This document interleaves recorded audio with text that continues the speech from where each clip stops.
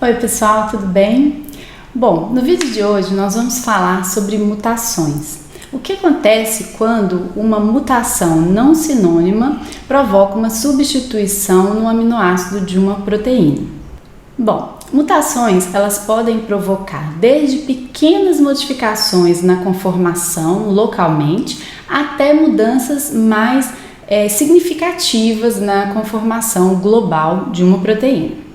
Podem existir mutações que estabilizem a estrutura da proteína. Por exemplo, se você fizer uma mutação e a mutação provocar uma mudança nas interações que essa mutação, que esse resíduo mutado vai estabelecer na estrutura da proteína, você pode criar um contato, uma interação mais estabilizante, ou então você pode também, de forma oposta, eliminar um contato que existia. Então, por exemplo, você pode ter um resíduo positivo interagindo com um resíduo negativo e com uma mutação, se essa característica de carga for trocada, o aminoácido que você substitui não tem essa carga, você vai perder essa ponte salina, que é uma interação forte.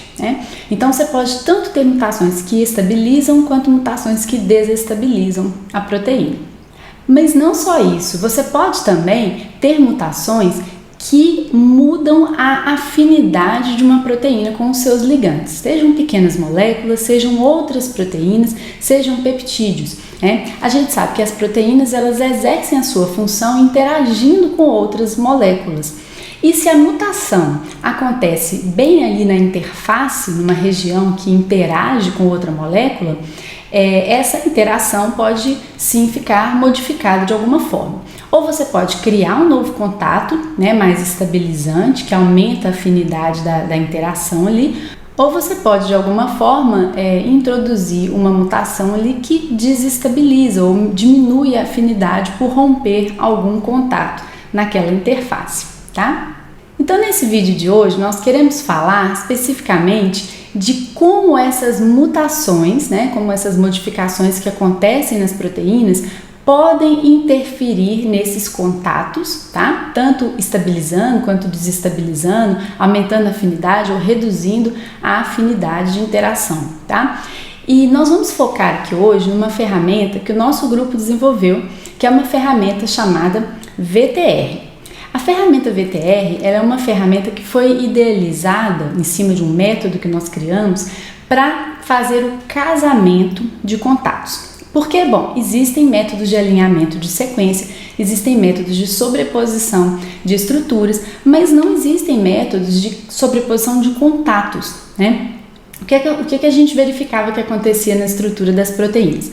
Muitas vezes a gente tinha uma família inteira de proteínas, com a mesma função, mesmo fold geral, mas a gente via que a sequência varia bastante, mas os contatos que a estrutura se forma, a estrutura forma ali intracadeia, eles muitas vezes iam se modificando em natureza, nos resíduos que estavam envolvidos, mesmo no tipo de contato, mas eles se mantinham para estabilizar aquela estrutura tão semelhante. De forma análoga também, quando a gente fala de interface entre proteínas e seus ligandes, a gente observa que muitas vezes ocorrem mutações que são compensatórias. Por exemplo, agora muito se fala no novo coronavírus e a interação dele com os anticorpos, assim como a interação deles também com a proteína ACE2, que é uma enzima que está ali na membrana da célula humana. E aí o que acontece? A cada momento que a gente vê uma nova variante surgindo, essa variante é uma proteína que tem várias mutações. E essas mutações, elas interferem na interação da proteína spike com os seus ligandes, sejam os anticorpos, seja a enzima ACE2. Então, as mutações, muitas vezes, elas podem ser compensatórias, tá? Então, no vídeo de hoje, nós vamos falar dessa ferramenta, que é o VTR, que a gente idealizou, a gente criou esse método justamente para fazer o casamento ou o alinhamento dos contatos. Então, nosso objetivo aqui é identificar padrões conservados nos contatos entre proteínas diversas ou mesmo complexos proteína diversos. Então, o objetivo dessa ferramenta é identificar os contatos que se conservam e os contatos que são perdidos. A ferramenta trabalha com alguns tipos de contatos diferentes. Aqui a gente está mostrando alguns exemplos, né, de estudos de caso do artigo que a gente publicou. São aí, nesse caso, 3 estudos de caso, e a gente está mostrando aqui mapas de contato, tá? Então aqui nesse caso a gente tem no eixo X os resíduos da proteína, né, e no eixo Y também. Cada ponto no gráfico indica um contato. E esses contatos, segundo as cores, eles podem ser de 6 tipos diferentes. Então vocês estão vendo ali em laranja os hidrofóbicos, em vermelho ou rosa os iônicos atrativos, em azul os repulsivos, em roxo as ligações de hidrogênio, em verde os empilhamentos aromáticos e em amarelo as ligações de sulfeto. Então a ferramenta ela calcula esses 6 tipos de interação, seja intracadeia, né, dentro de uma cadeia proteica, seja intercadeia, entre 2 cadeias diferentes, e depois ela faz a sobreposição ou o casamento tridimensional desses contatos. Então nessa figura, o que a gente está mostrando aqui? A gente está mostrando 2 exemplos de contatos que foram casados ou sobrepostos. Então aqui, por exemplo, na figura a gente tem em amarelo 2 resíduos fazendo um tipo de contato, que no caso ali é uma ligação de hidrogênio. Então a gente tem ali uma histidina com uma tirosina, nos 2 casos. Notem que apesar de serem resíduos idênticos que estão interagindo, né, o par é idêntico, as distâncias variam um pouco, né, de 3,3 para 3,7 angstroms, e a posição, a conformação da cadeia de histidina também está diferente no par amarelo e o par roxo, tá? Então no caso ali são 2 complexos diferentes que foram alinhados, e a gente pode ver ali os vetores, né, aquelas arestas ali que representam, no caso, ligações de hidrogênio. Na figura B a gente vê um caso parecido, mas ali a gente vê as conformações muito próximas, né, entre tirosina e glutamato.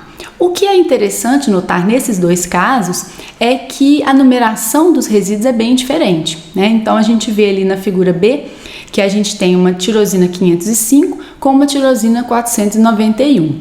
Então, independente de qual é a numeração da sequência e de como isso está na estrutura, o que a ferramenta leva em consideração aqui é o contato, é a posição tridimensional desse contato, né, e o arranjo desse vetor no espaço 3D. Então, independente do resíduo modificar, ou da conformação do resíduo modificar, né, ou do número desse resíduo na sequência ser modificado, o contato é identificado como equivalente. Bom, aqui a gente tem mais 2 exemplos, né, nas figuras C e D, que a gente tem novamente ligações de hidrogênio, mas a gente tem ali, né, no caso da direita, né, a gente consegue ver conformações bastante diferentes.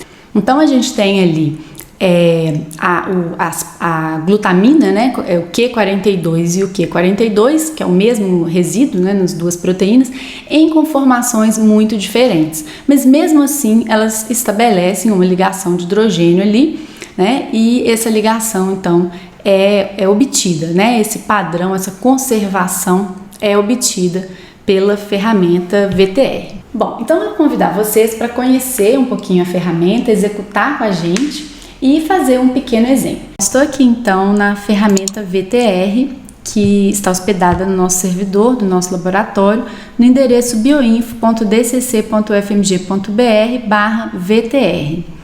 Bom, então a gente está aqui na tela inicial, a gente tem alguns menus aqui com sobre, né, explicando, por exemplo, como é que as nossas métricas são calculadas, como é que os contatos são alinhados, né, como é que é o algoritmo para o casamento, referência do nosso artigo. A gente tem as rodadas recentes, então você vai poder ver aqui todas as vezes que você rodar a ferramenta, né, você vai poder encontrar aqui a sua execução. Tem um exemplo pronto também, você pode fazer download. Bom, mas eu vou mostrar então aqui, na verdade, uma execução. Nós vamos fazer uma execução da ferramenta por esse formulário aqui, tá? Então você pode passar aqui 2 proteínas ou 2 complexos. No caso, você pode passar o ID do PDB ou você pode mandar um arquivo local. Pode ser um arquivo que você calculou algum docking, pode ser um modelo que você modelou, enfim, né? Eu aqui, por exemplo, vou mandar 2 arquivos que eu gerei para uma aula. Então, vou mandar o arquivo aqui da cepa original do SARS-CoV-2 e vou mandar aqui da cepa Omicron. Trata-se aqui de 2 complexos que tem apenas o RBD com a enzima ACE2, tá? Então, eu quero comparar os contatos que a cepa original e a cepa Omicron fazem com a enzima ACE2. Então, aqui a gente tem 3 opções de execução: ou o complexo inteiro, ou apenas as interações de uma cadeia, uma única cadeia, intracadeia, ou as interações em uma determinada interface. Então, no meu caso, são 2 cadeias, cadeia A e cadeia E. Eu posso calcular de todos, então intracadeia A, intracadeia E e A contra E. Eu posso calcular apenas uma delas, por exemplo, quero calcular só os contatos dentro da cadeia da spike. Ou posso calcular intercadeia, a spike com a C2, que no caso é o que eu quero fazer. Então, nesse caso, eu tenho que passar aqui para a proteína 1 a cadeia 1, para a proteína 1 a cadeia 2. Então, é A contra E. E no caso aqui, como eu organizei os meus arquivos de acordo, na proteína 2 também é A contra E. Eu posso mudar esse cutoff aqui é o cutoff de casamento dos contatos. Então, aqui eles têm que estar em até 2 anos de deslocamento. Eu vou deixar. E aqui eu posso optar por eliminar os contatos estruturais das alfa-hélices, porque a gente sabe que as hélices fazem muita interação, né? Muita ligação de hidrogênio dentro da própria hélice entre os seus loops. Então, eu posso limpar aqui ou deixar, tá? Então, eu vou deixar tudo padrão aqui e vou mandar executar. Vai levar alguns segundos para rodar, tá? Não é uma execução muito demorada. Aqui, por exemplo, terminou de rodar em aproximadamente 16 segundos. Foram encontrados 17 casamentos entre os contatos aqui.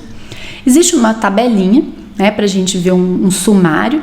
Então, aqui a gente coloca esses rótulos, essas bandeirinhas A e B. Então, A é a primeira proteína que você passou, B é a segunda. Então, no meu caso aqui, A é a original, B é a Omicron. O número de resíduos, número de interações hidrofóbicas, número de atrativas e assim sucessivamente. A gente tem uma tabela aqui interativa que é muito útil e eu vou mostrar ela com detalhes.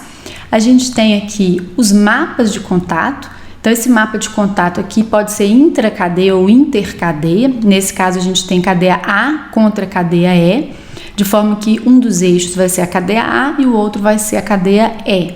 Normalmente, vocês podem ver que as interações estão mais ou menos no mesmo local aqui e mudam um pouco os tipos das interações, né? Tem alguns gráficos aqui de frequência dos casamentos e tudo mais, tá?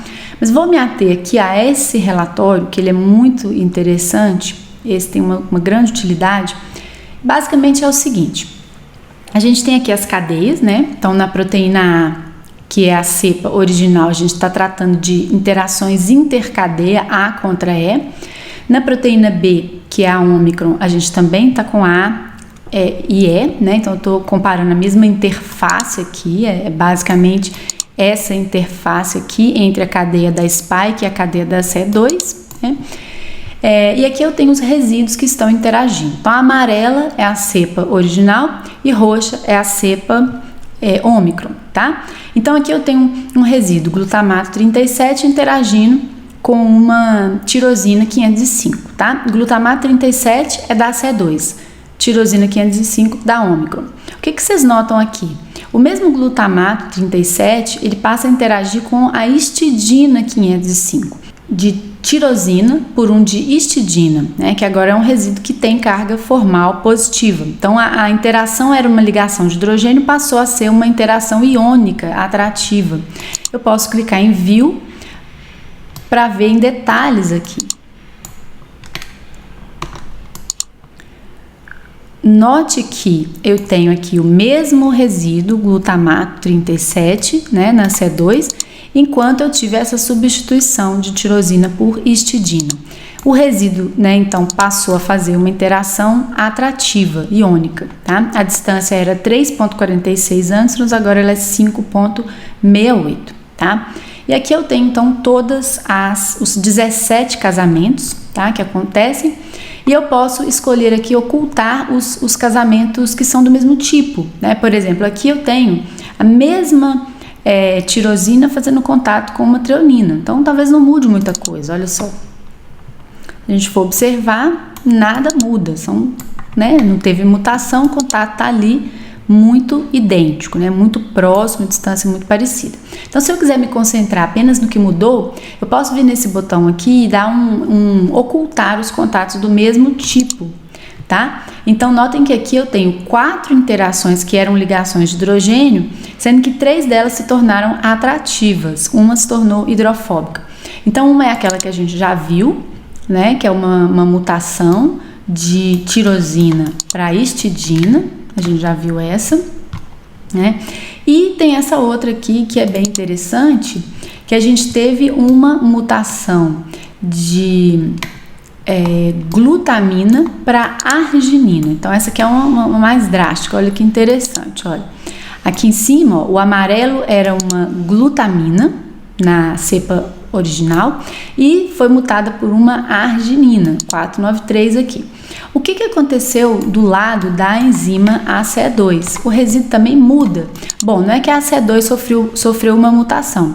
O que aconteceu aqui é que foi mais interessante fazer uma interação atrativa aqui com o glutamato 35 do que com a lisina 31. Então a gente tinha antes aqui a interação com a lisina, né, que era uma ligação de hidrogênio em amarelo aqui, essa aresta em amarelo que atravessa, e agora foi mais interessante, mais forte fazer uma ponte salina aqui com esse resíduo de glutamato 35, tá? E aí aqui esse mesmo resíduo, né, essa mesma arginina 493, ela faz também interação com o glutamato 35 aqui, faz uma ligação de hidrogênio, né? Então, no caso aqui, são contatos diferentes entre os mesmos resíduos, tá? Então, o que acontece aqui é que ela mantém, né, uma interação com o glutamato que existia, né? E, no caso, os 2 contatos são casados com o mesmo contato aqui. É basicamente isso. E tem uma outra interação aqui, que essa aqui também é uma mutação famosa, né? A 501 foi uma mutação muito comentada, tá? Não só na Ômicron, antes ela já acontece, mas basicamente o que a gente tem aqui a gente tinha uma asparagina 501 e ela foi substituída por uma tirosina, né? Então essa mutação aqui é conhecida tanto da delta, né? Acho que desde a delta essa mutação já aparecia, tá? Então esse é o objetivo da ferramenta VTR, é casar os contatos e te dar um relatório aqui de tudo que casou e de tudo que não casou também. Então aqui, se vocês quiserem, vocês podem fazer o download de todos os matches, tá? Então você pode abrir uma nova guia, os matches e os que não casaram também, tá? Então são dois arquivos diferentes. Aqui a gente tem um arquivo texto, caso você queira obter para processar, né, de todos os que casaram.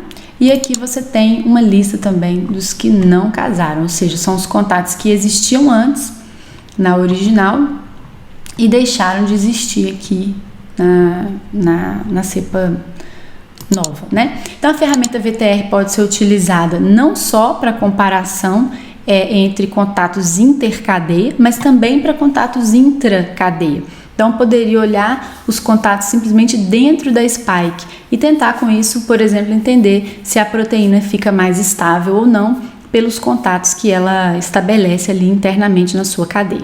Bom, a ferramenta VTR está disponível para qualquer pessoa que deseje utilizá-la nos servidores do nosso laboratório. Convidamos vocês a utilizarem a ferramenta e, se necessário, citá-la nos seus trabalhos. E se você gostou desse vídeo, não deixe de curtir, compartilhar com seus colegas, e se você ainda não está inscrito, não deixe de se inscrever também aqui no canal, porque toda semana a gente tenta colocar um vídeo então sobre o trabalho que a gente faz em bioinformática estrutural. Então, até o próximo Vejo vocês na semana que vem.